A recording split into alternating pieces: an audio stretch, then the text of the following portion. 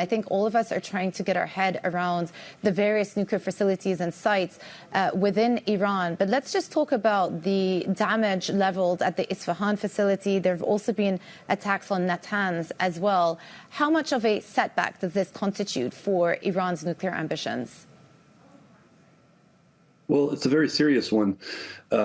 Everybody likes to talk about uranium enrichment. That's the back end of the nuclear fuel cycle. But what people have to understand is this is a vast industrial enterprise involving dozens of different sites. And whereas Iran has multiple enrichment sites, it only has one conversion site. This is the place where raw uranium is taken. It's injected with fluorine in highly specialized blast furnaces. It's a very complicated and corrosive industry.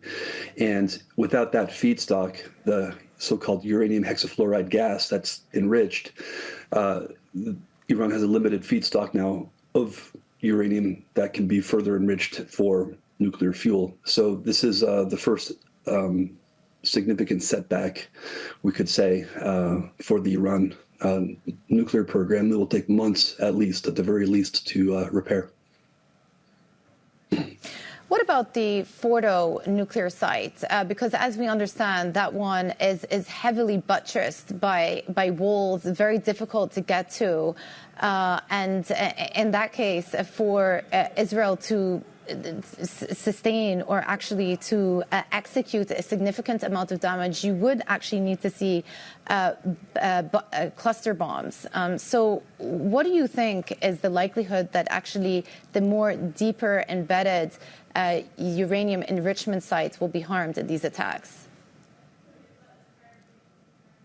Well, attacking Fordo with cluster munitions is impossible. It's buried a half a kilometer beneath a mountain. We've even seen in Natanz, which is a much easier fortified site to attack. That's only 40 meters underground, reinforced with steel and concrete. Israel has not been able to breach the primary containment for those enrichment hulls. So the further down you go, the more difficult it becomes.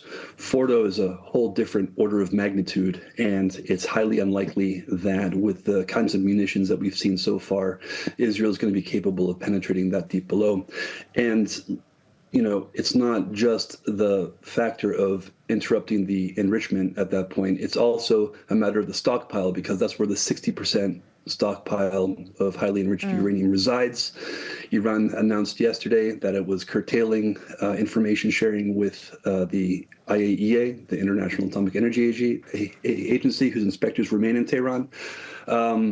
So, you know, this is a conflict that has significant way to escalate